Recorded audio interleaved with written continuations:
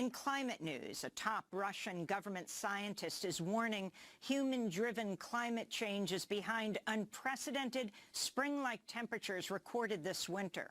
January was Moscow's warmest on record, with little snow cover and average temperatures hovering around freezing, or 32 degrees Fahrenheit.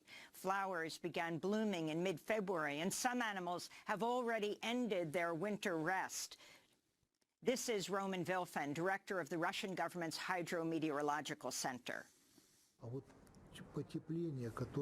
The warming that is being observed not only during the wintertime but also in the summertime is dangerous because it causes the permafrost to thaw. The concept of permanent disappears and the frost turns out not to be eternal.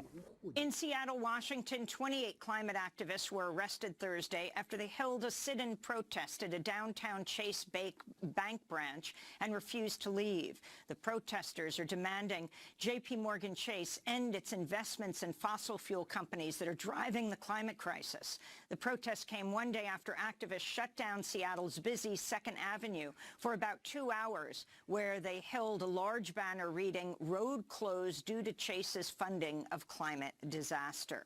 Chase Bank is one of the largest financiers of TC Energy, formerly known as TransCanada, the company working to build the Coastal GasLink pipeline across British Columbia.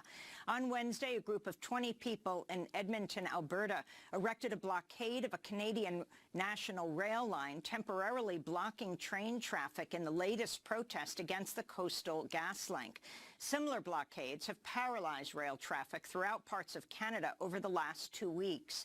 The protests sprang up in solidarity with the Wet'suwet'en First Nation, which is opposed to the pipeline, and to TC Energy's infringement on their sovereign territory backed by federal police.